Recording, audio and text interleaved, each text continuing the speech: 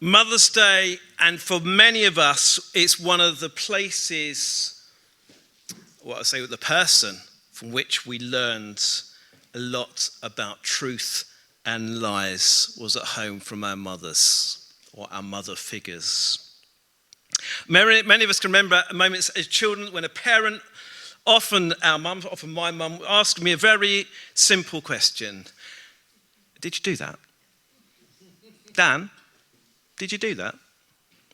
And somehow, amazingly, mothers have this remarkable ability, I think, to see straight through the story we are trying to tell them.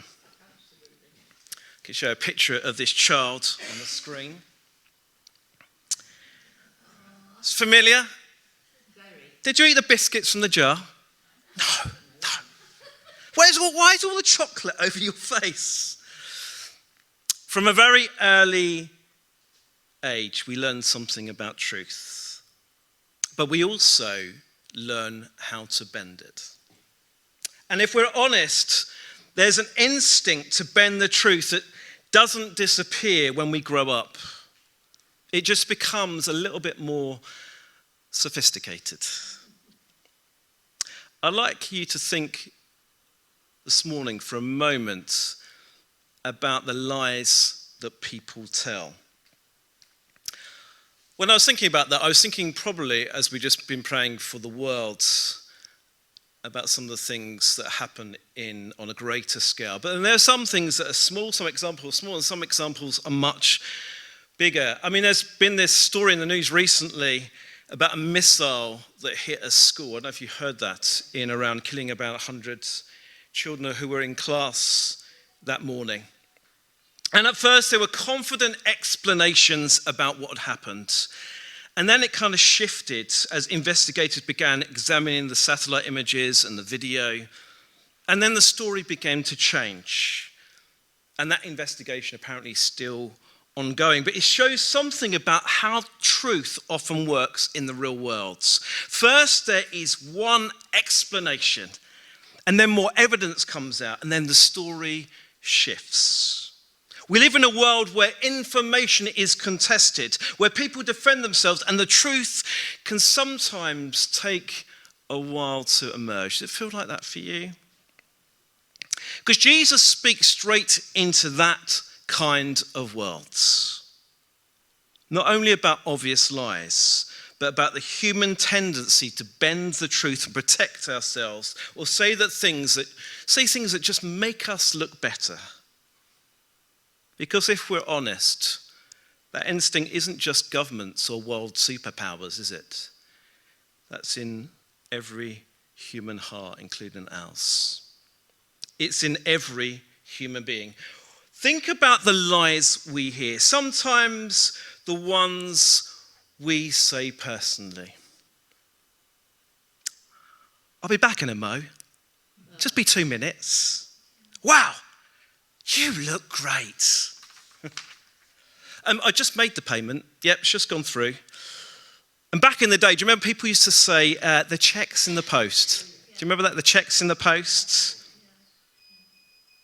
Perhaps when you're younger, she's only a friend. Or perhaps even to any baby you would say, oh, don't they look beautiful? Or have you just got 5 minutes of your time? Or I never said that. Or let's have lunch sometime. We should really catch up. Or I'll give you a call. The dog ate my homework. I'll think about it. Your table will be ready, sir, in about 5 minutes. This won't hurt at all. Oh, I never got your message. And the list goes on. They're just some I thought off the top of my head, but the list goes on and on. I don't think we realise just how familiar we've become with bending the truth, shading things just a little and just enough to get by each of our days. Researchers say that by the age of 4, about 90% of children have already learned how to lie. And honestly, I put my hand up, I think I was probably ahead of schedule You can ask my mum, she's here this morning. When I was very, very young, I'll tell you a story. I was just learning to read or write. And I decided, my mum would tell you the detail, decided by scratching my name very neatly onto a windowsill. Scratching my name onto the paintwork of the windowsill at home. And there, I was very proud that he carved in paint my name, clearly written. And my mum found me in the middle of doing the eye and asked what had happened. Daniel, what have you done? And without any hesitation whatsoever, so it wasn't me, it was her, it was Carly, she did it. My 3-year-old sister, who at that point was just about walking, let alone learning to write her name. Not the most convincing defense in history, but it shows something about the human heart. The instinct that we have to protect ourselves, to avoid blame, to bend the truth. And it starts very early. I'm sure you've all got stories like that. Some studies also say that the average adult tells lies in a short conversation very rapidly. More than a third of the patients that go to see their doctor lie to him. 30% say they lie about diet or exercise. I've obviously never done that, have you? I want to suggest to you this morning that perhaps we live in a world where deception is normal. Everyone seems to have an agenda. I don't know about you, but when I watch the news, I struggle on television or any of the media outlets. Which one of these is really just telling the story from its own angle? It's not just about informing people anymore, it's about shaping the narrative. Or perhaps you go shopping and the salesperson, perhaps it might just be me, it might be you as well, they come up to you and say, "Oh, you look fantastic, sir." And if they do, perhaps you're quietly saying, I wonder if they're getting commission. Or politicians' debates while fact checkers analyze what they say, and you'll discover that fact checkers don't always agree with each other.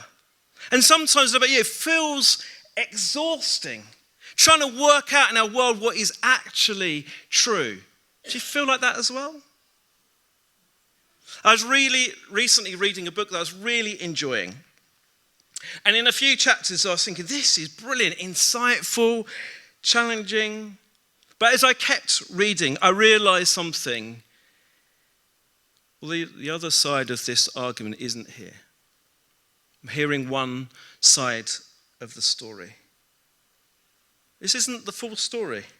This is an agenda this person is trying to put across in this book. Everything in this book was partly true. And this is how deception works. It's like when you say to a child, did you hit your sister? Did you? And eventually we'll say, maybe, yes. Technically true. But they left out one small detail, and is that their sister hit them first as well.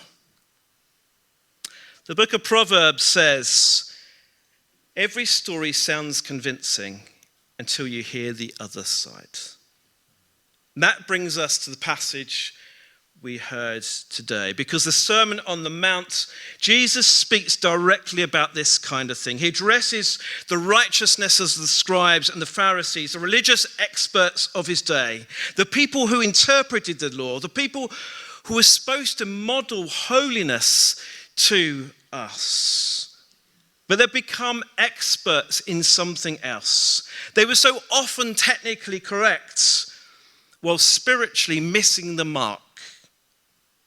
They knew how to find loopholes in the law so that their minds, they could claim to be innocent, even when their hearts were nowhere near God. And so Jesus, he's confronting them. He's confronting them with this sobering truth. It's possible to be technically innocent and at the same time be spiritually guilty. It's possible, isn't it, that some of us might be more Pharisee-like than we realize. Are you? Because when Jesus gets to this command in Matthew 5:37, he says something stronger than we expect that takes us back. Let your yes be yes and your no be no. But then the next bit is anything more than this comes from the evil one.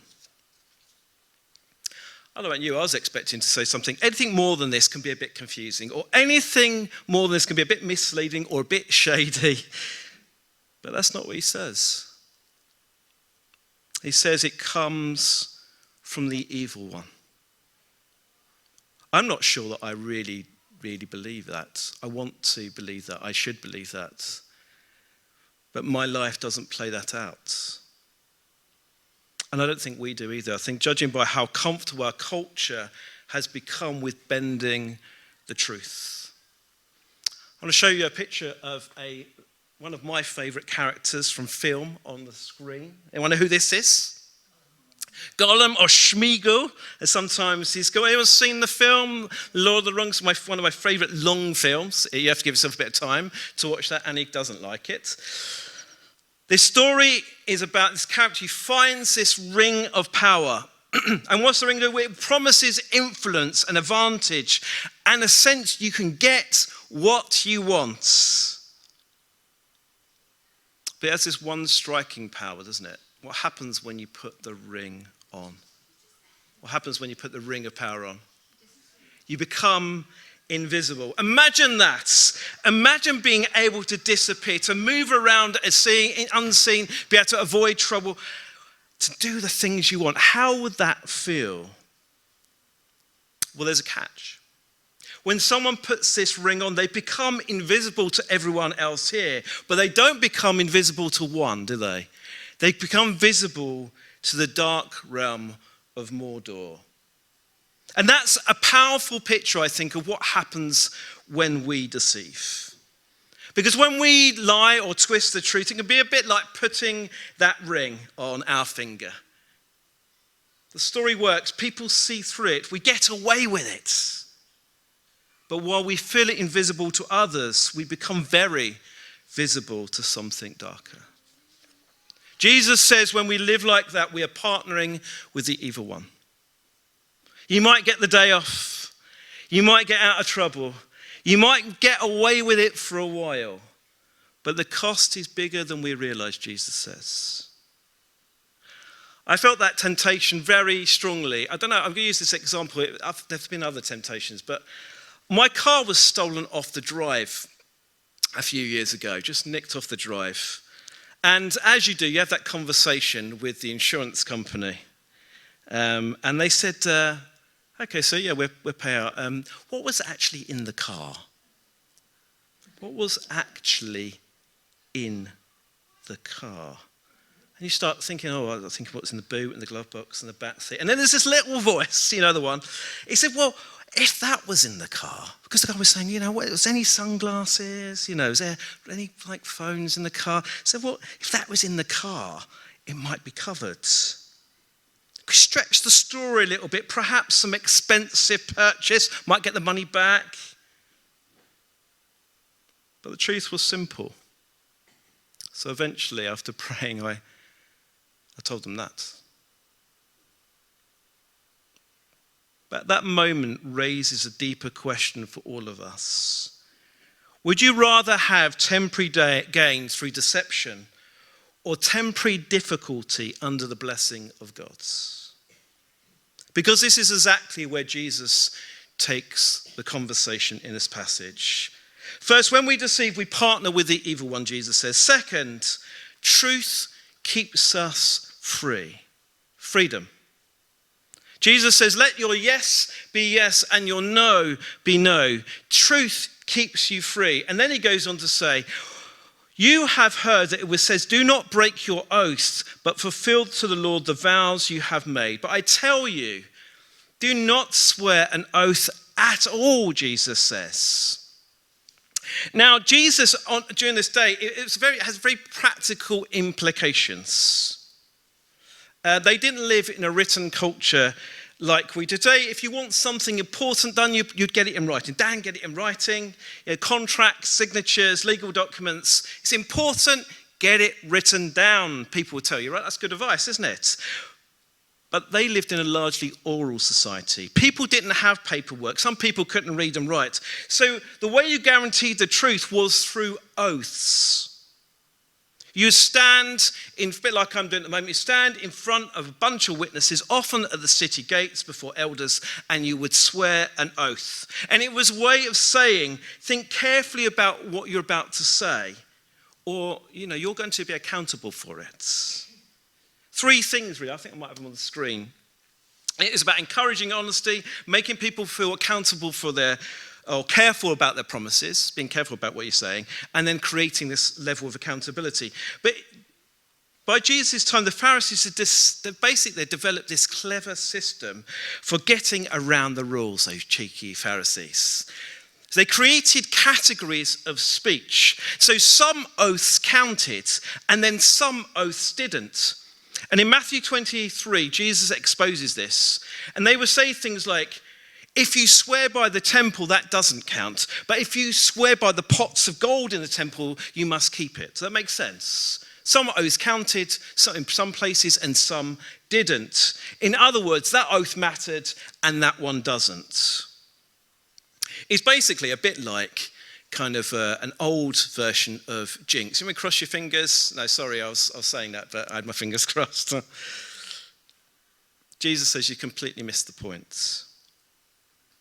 Through this series, I've also used this image. It's a picture of a window, and I think it's quite useful. The Pharisees were obsessed with cleaning the glass while forgetting to look through it. On the other side of this command about oaths was something simple, and that simple thing was truth. Oaths were meant to help people tell the truth, but the Pharisees twisted them into a way of avoiding it.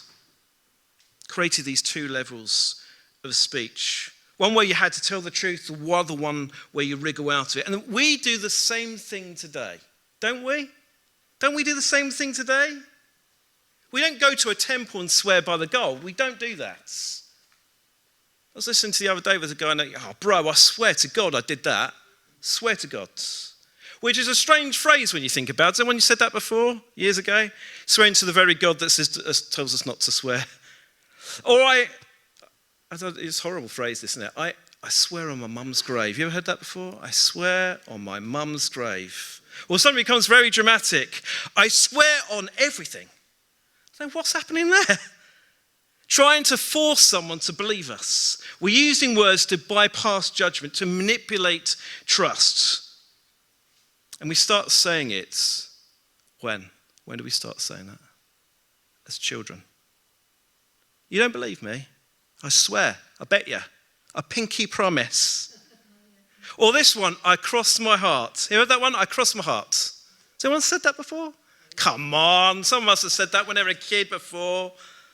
I cross my heart and I hope to die. I cross my heart and I hope to die. What's going on? And then someone, I don't know where that came from. Apparently that wasn't enough. Because then someone added this other phrase, which I've totally forgotten about until I was thinking about it. Or stick a needle in your eye. I'll stick a needle, cross my heart, I hope so, I'll stick a needle in my eye. Whoever thought of that? That at some point a group of children decided the best way to guarantee honesty was to threaten eye injury. So what we're going to do, before we leave today, is we're going to leave a little bag of needles there, okay? So is that okay with that? And just help yourself? Of course not. Of course we're not. We're not going to do that. When Jesus says anything more than this is from the evil one, have we ever stopped to think about the words we actually use in our lives? For example, can I be honest with you? Can I be honest with you for a moment? Yeah, can I be real? Can I be real with you for a minute? Does anyone ever say, can I just be fake with you for a second? Matthew 5:37 says, what Jesus is getting at is this: let your yes be your yes and your no be your, because anything beyond that is padding, is maneuvering, is verbal warm-ups. It's drifting away from the simple truth. Now, we have to be careful here. Some people hear this teaching and turn it into a new rule. Things like, right, Christians should never swear or take oaths. And suddenly we've created this new religious law, something we can technically keep whilst completely missing the point of what Jesus is saying. But Jesus is not trying to create us into people that just love rules. He's trying to create new people. The kind of people that know that telling the truth might get us into trouble, but God can get us out of the trouble. The truth might cost you something. That is true, but God is the one that provides in our lives. Truth might make our lives awkward, but God's presence is worth far more than any easy life we can build things upon where deception is concerned. So the real question becomes this: would you rather have an easy life without God's presence, or difficulty but with the living God walking alongside with you? Jesus is forming new people that tell the truth, Jesus says. I was thinking as a parent, I've got some mums, I know we've got mums in today, and dads. It means you don't have to lie to your kids, I suppose, is it? I don't know if you've ever done this. I'm going to confess. Tell the kids you're going to do something you absolutely have no intention of doing. Do you ever do that? You do that one more time. You do that one more time, and you're going to go to your room. One more time, but we know perfectly well that you actually don't want to do that whatsoever. Any of us done that? Do stuff that you can't carry through. All these are verbal tricks, aren't they? First, verbal tricks try to do two things. First, they bypass trusting God instead of trusting God's goodness and sovereignty, and as we try to take control ourselves. And secondly, they try to manipulate people. To use words that steer situations, manage impressions, or control outcomes. But Jesus says, this is not the kind of humanity I'm creating. In a world that is constantly bending the truth and spinning things, Jesus says, I want you to be different. I want you to be people that are salt and light. People that simply tell the truth and trust God with the outcome. So what's the application? Well, I suppose put simply, it could be tell the truth. I want to suggest it's tell the truth and let it go.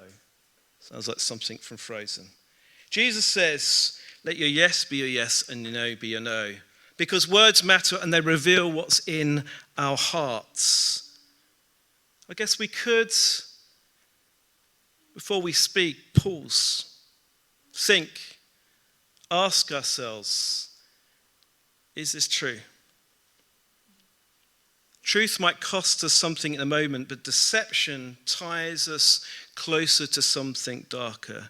The evil one says, use words to manipulate people, hide part of the story, control the situation, control the narrative. But Jesus says, ignore that. Trust me. Speak truth. Walk in light. The Bible says God is light, and in him there is no darkness whatsoever. Heaven is a place of no shadows. So if we pray, your will be done as earth as it is on earth as it is in heaven, then our lives should be places where there isn't shadow and more light.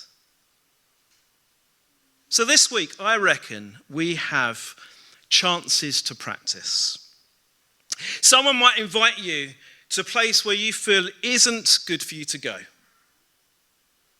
And instead of giving some sort of long justification, you can simply say, no thanks. Because no is a sentence. Sometimes we panic, don't we? We panic, we say, well, what if they're offended? And I think that's a reasonable thing to think. But we need to stop assuming that people are entitled to control our yes as well. If someone says no to you, honor them. Okay. Respect the image of God in them. Let their no be no. Another example is someone might ask you for money. You might decide not to give. challenge for all of us, I think. But instead of pretending you have nothing, you can simply say no, but I can get you a coffee or something with integrity. Let your yes be yes and your no be no. You don't have to justify yourself to everyone, but let's be clear too. Saying no can also be wrong when it comes from a place of selfishness, can't it? Jesus isn't saying he gives us permission just to be blunt and rude to offend people. He isn't just giving us permission to be downright lazy. Jesus isn't giving us permission not to be accountable for our actions. Saying no or yes can of course be honest but wrong and hurt others. I know that. You know that. But ultimately I want you to get this and remember this, that there is only one judge whose verdict matters in our lives. And that's Jesus's. Many of us struggle with deception because we've allowed other voices to creep in and sit at the throne and control the narrative of our lives. And Jesus calls us back in this verse to a simple truth. That's what truth looks like. It's on the screen. This week, something small probably will happen to one of us. You'll miss a call and you'll forget to return it. And later someone will mention it and you'll feel the temptation to say, oh, I never saw your call, sorry. But the truth might simply be, I saw it, I forgot to call you back, sorry. And let it go. No extra story, no excuses, just the truth. Because every time we share the truth, we quietly invite deception into our lives. But Jesus' invitation, I remind you again, is tell the truth and let it go. You might arrive late somewhere and feel the temptation, often as I do, to say, oh, sorry, traffic was terrible. And it was a bit dodgy, but the traffic wasn't that bad, or the road was closed or something. But sometimes the truth is simply, I'm sorry, I left the house too late. I'm sorry, I left the house too late. Or someone might ask you to help them move house, offering you a couple of pieces of pizza for a whole day's help to do something. And, you might not want to go, or you don't feel it fits. And if the answer is no, you don't need a long explanation. You do need to be honest with yourself to say, why was that you're saying this? But Jesus said, let your yes be your yes and your no be no. Imagine how different our families and friendships and workplaces would be if people thought, yeah, they're the most truthful of people of anyone I know. At first, I was thinking that people probably wouldn't even like it. Because our culture is so used to polite half-truths and a careful spin. Someone once said to me, if I start doing this at work, if I start telling the truth at work, I'll fall behind. The only way people succeed in my job is by bending the truth. Can you relate to that? The only way I can survive is by bending the truth. There is no truth pattern. There is no way of doing that. I won't survive. But you can trust the one who gave us these words. How do we know? Because Jesus told the truth, even when it cost him everything he had. He told the truth all the way to the cross. And so the invitation today is not to tidy up a few words, it's to go deeper. I think some of us need to repent at the root. Not just saying, I'm sorry I lied, but asking the deeper question. Why? Why do I lie? Why do I deceive? Why do I bend the truth? Because often it's because we worship control. We want to manage situations. Or we worship approval. We're afraid of what other people think. Or we worship security. We're afraid of losing something. But listen, you might lose a job. But God can provide another one for you. You might lose someone's approval, but God gives his favor. Fear thrives in deception, but Jesus calls us to live in freedom. This is the truth. Look to him, because when Jesus went to the cross, he told us two great truths. First, our problem is deeper than we think. Sin isn't a bunch of small mistakes, little white lies. It runs deep in our human hearts. But the second truth is greater still. Folks, we are more loved than we could ever imagine. Jesus didn't go to the cross reluctantly. He went because he loves you. The gospel says this. I'll put it on the screen. We are more sinful than we realize, and we are more loved than we ever dared hope. Jesus died for us. And the same tongue that has spoken lies can speak confession. We can say, Jesus, have mercy on me. Jesus, be the King of my life. Jesus, you are the way, the truth, and the life. And when we confess him, he changes us, doesn't he? He changes us from the inside out. Because in the end, this is the truth. You will never live truthfully on the outside until you have been changed by truth on the inside.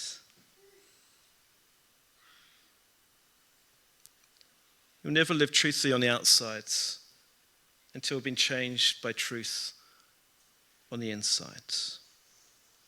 So today, as we honor mothers, as we listen to Jesus, the invitation is simple.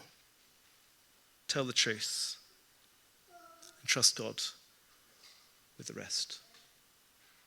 Let's pray.